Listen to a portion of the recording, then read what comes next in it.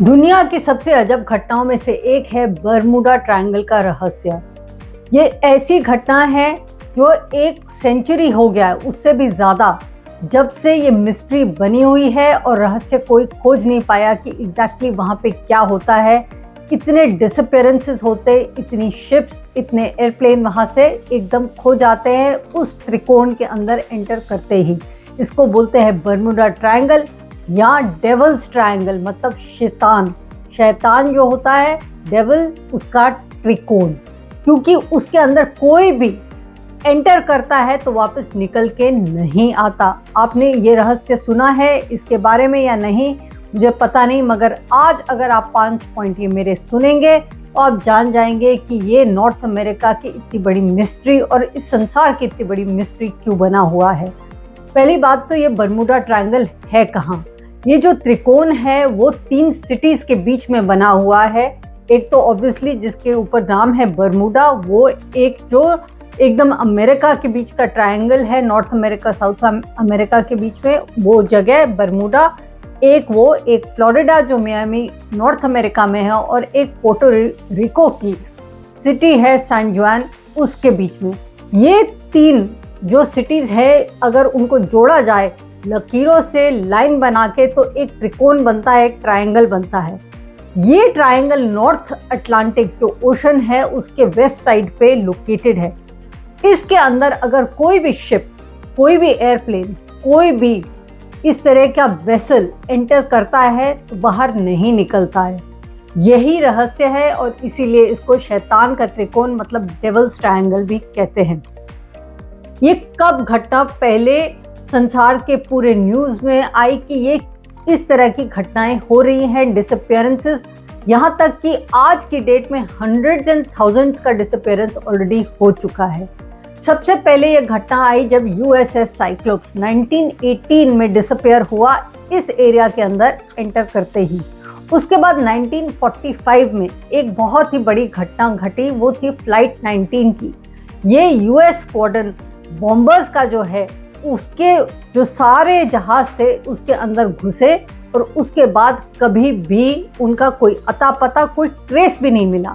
ये नहीं कि वो दुर्घटना हुई और उसके बाद उसके बारे में उनको पता चला कि ये कारण था, ब्लैक बॉक्स मिला, और उसके बाद जब जांच हुई, खोज हुई, रेकी किया गया और उसमें से कोई डेब्री मिली। इस तरह की कोई भी चीज़ बरमूडा ट्रायंगल में नहीं होती।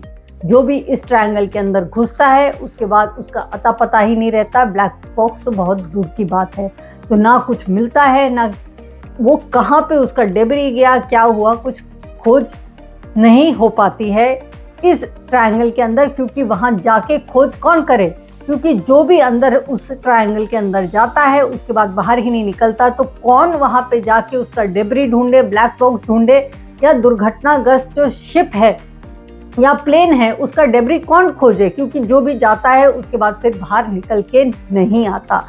इस कारण से ये बहुत नोटोरियस हो गया, नोटोराइटी इस ट्रायंगल को मिली और इस तरह का इसका फिनोमिनन वर्ल्ड वाइड बन गया कि लोग जो नेविगेशनल रूट था उस ट्रायंगल को अवॉइड करने लग गए। कि मतलब कि कोई भी एक एरिया से दूसरे एरिया में जाना चाहता था तो और उसको इस एरिया से क्रॉस करना था तो वो नहीं करके उसको सर्कमवेंट करके उसके आर पार मतलब नहीं जाता और उसको गोलाई में उसको अवॉइड करके फिर अपना रूट बनाने लग गया। ये नेविगेशनल एक चेंज आया इस बरमूडा ट्रायंगल की मिस्ट्री के बाद। तो क्या कारण है कि ऐसे शिप्स इसमें अंदर जाते हैं और फिर बाहर नहीं निकलते, या प्लेन्स अंदर जाते हैं तो बाहर नहीं निकलते।